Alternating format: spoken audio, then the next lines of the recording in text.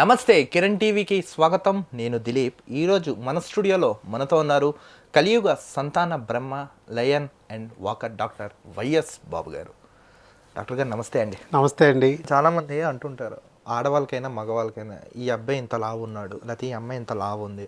So సంతాన సమస్యలు వీళ్ళకి ఎక్కువ ఉంటాయి. వీళ్ళు ఆ సమయంలో ఎక్కువ ఏం చేయలేరు, సాటిస్ఫై చేయలేరు, వీళ్ళకి అంత స్టామినా ఉండదని పాపం వాళ్ళని అవహేళన చేస్తుంటారు, ఆడవాళ్ళని మగవాళ్ళని. అది నిజమే అంటారా? శరీర ఆకృతి బట్టి కూడా కలిసే సమయంలో అదేమన్నా ప్రభావం చూపిస్తుందంటారా? ఇక్కడ ఒక వ్యక్తి సన్నగా ఉన్నాడా లావుగా ఉన్నాడా అనే బట్టి ఉండదండి. సన్నము లావు అనే దానికి చాలా కారణాలు ఉంటాయి. ఒకటి జీన్స్ బట్టి, వాళ్ళు ఒంటి తీరుని బట్టి, అలాగే వాళ్ళు తినే ఆహారాన్ని బట్టి, వాళ్ళు చేసే శారీరక శ్రమను బట్టి ఇవి ఆధారపడుతూ ఉంటుంది. బ్యాలెన్స్ చేసుకుంటుంది, ఎనర్జీ బ్యాలెన్స్, శరీరం క్యాలరీస్ బ్యాలెన్స్ చేసుకునేటప్పుడు కొన్ని ఎక్సర్సైజ్ అనుకోండి ఫ్యాట్ పేరుకుంటూ ఉంటుంది. దాన్ని ఎక్కువ ఖర్చు పెట్టేస్తున్నారు అనుకోండి, ఫ్యాట్ కరిగిపోయి సన్నబడుతూ ఉంటారు. ఇదంతా కానీ దీన్ని బట్టి ఫిట్నెస్ అనేది అంటే భార్యాభర్తల బంధం అనేది ఆధారపడదు.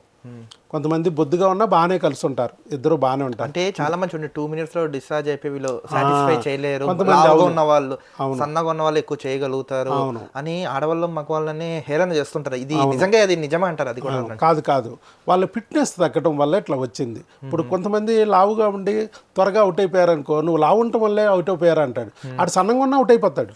ఓహో. ఎందుకంటే అతనికి లోపల ఉన్న హార్మోన్లు అనేవి మనకు దీన్ని ఇన్ఫ్లుయెన్స్ చేస్తాయి మన వెనకాల.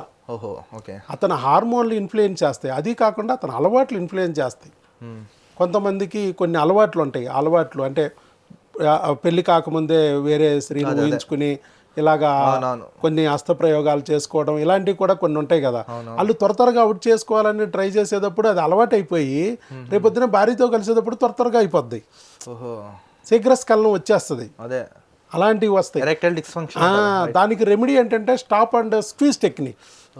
స్టాప్ అండ్ స్క్వీజ్ టెక్నిక్ అంటే ఏం చేస్తారు, మనం అలాగే అదే అలవాట్లో ఉన్నా కూడా అవుట్ అవుతుంది అనుకునేటప్పుడు టక్కుని స్టాప్ చేయాలి. అంటే ఆ అంగాన్ని ఆ చివరిలో ఉన్న బల్బు దగ్గర ఉన్న బేస్లో ఇట్లా గట్టిగా నొక్కెట్టు పెట్టాలి. ఓకే. మళ్ళీ కొంచెం సేపు అట్లా వదిలేసి ఒక ½ minute తర్వాత వదిలేసి మళ్ళీ స్టార్ట్ చేసుకోవాలి. ఓకే. అట్లా మళ్ళీ ఫీలింగ్ వచ్చినప్పుడు మళ్ళీ గట్టిగా నొక్కెట్టు పెట్టాలి. స్టాప్ అండ్ స్పీచ్ టెక్నిక్తో అలా నిగ్రహ శక్తిని పెంచుకుంటూ ప్రాక్టీస్ చేస్తూ ఉంటే మెల్లిగా అతనికి ఇంప్రూవ్మెంట్ వస్తుంది. భార్య దగ్గర కూడా అలా నిగ్రహ శక్తి వస్తుంది. అవన్నీ స్టాప్ అండ్ స్క్వీజ్ టెక్నిక్ అంటారు. అంటే ఇప్పుడు ఇతనికి స్మోకింగ్ అలవాటు ఉన్నా, డ్రింకింగ్ అలవాటు ఉన్నా, ఇవి కూడా శుక్ర కణాలని చంపేస్తాయని అంటూ ఉంటారు. అది కూడా నిజమే అంటారు? అంటే స్మోకింగ్, డ్రింకింగ్, లేకపోతే ఇంకా మీరు ఉన్నట్టు బరువు ఇవన్నీ కన్నీ కారణాలు కన్నా అండి క్రిములు, హార్మోన్లు అనేది ప్రధాన కారణం. ఇక్కడ కూడా సేమ్, మళ్ళీ అదే సేమ్ క్రిములే. ఇప్పుడు మీకు ఏ క్రిమి అయినా సరే వచ్చిందంటే ఒంట్లో, అతను బక్కగా ఉన్నా వీరికణాలు చంపేస్తుంది, అతను లావుగా ఉన్నా వీరికణాలు చంపేస్తుంది, మీడియంగా ఉన్నా చంపేస్తుంది. ఓహో. క్రిమి. ఇప్పుడు మన కరోనా వచ్చింది, సన్నగా ఉన్న వాళ్ళు చచ్చిపోయారా, లావుగా ఉన్న వాళ్ళు చచ్చిపోయారా, మీడియంగా ఉన్న వాళ్ళు చచ్చిపోయారా? అందరూ చచ్చిపోయారు. కణాలు, క్రిములు. వాడు ఒంట్లోకి వెళ్ళింది, వాడు ఇమ్యూనిటీ పవర్ లేదు, లేచిపోయాడు. ఇమ్యూనిటీ పవర్ ఉంది, పిసికేసి వదిలేసింది. ఇమ్యూనిటీ పవర్ బాగా ఎక్కువ ఉంది అని బొట్టు పెట్టి వెళ్ళిపోయింది, అంతే. అది ఏం చేయలేదు, అసలు ఆడికి వచ్చినట్టు కూడా తెలియదు. నాకు అసలు కరోనా రాలేదు అంటాడు. ఇంట్లో అంటించింది ఆడే, ఇంట్లో అందరికి అంటించింది ఆడే. నాకు అందరికి వచ్చింది కానీ మా ఇంట్లో నాకు రాలేదు అంటూ ఉంటారు. అసలు ఇంట్లో అందరికి అంటించింది ఆయనే. అలా ఉంటుంది. అంటే తెలియదు అనమాట, అతనికి తెలియలే, అంతే. వచ్చి వెళ్ళిపోయింది, బొట్టు పెట్టి వెళ్ళిపోయింది, అంతే. ఇట్లాగే ఇక్కడ కూడా అంతేనండి. ఆ క్రిమి అనేది మాత్రం చాలా కారణం.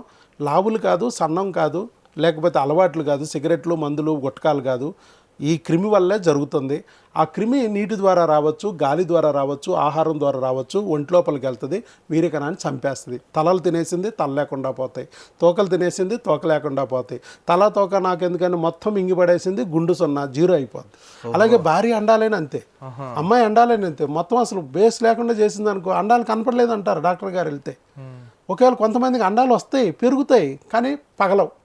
కొంతమందికి పగలటం దగ్గర ప్రాబ్లం ఉండదు, కానీ పెరగడానికి ఇంజక్షన్లు పొడిచి రోజు స్కానింగ్లు, రోజు ఇంజక్షన్లు చేయాల్సి వస్తుంది. ఇది అంతటికీ కారణము ఆ బేస్ క్రిములు, హార్మోన్ల యొక్క డిస్టర్బెన్స్. అది గుర్తించి మనం సరిచేయాలి తప్ప ఈ బరువులు వీళ్ళు కాదండి. ఏ బరువు వాళ్ళకైనా పిల్లలు పుడతారు. చూడండి మీరు, బరువుగా లేని వాళ్ళు కూడా పిల్లలు పుట్టారు కదా, బక్కగా ఉన్న వాళ్ళకి. అలాగే 120 kgs ఉన్న వాళ్ళకి కూడా పిల్లలు పుడతారు. నడుచుకొస్తుందో తెలియదు, దొర్లు కొత్తుందో తెలియదు, 2 పిల్లలు ఉంటారు. మరి మనకన్నా లావుగున్నాళ్ళకి పిల్లలుండి, మనకన్నా సన్నంగున్నాళ్ళకి పిల్లలుండి, మనంత బరువున్నాళ్ళకి పిల్లలుండి మనకు లేరంటే అర్థం ఏంటి? మన ఒంట్లో క్రిములు హార్మోన్లు తేడా ఉంది, వాళ్ళ ఒంట్లో లేవు, అంతే తేడా అంటారు. అంతే.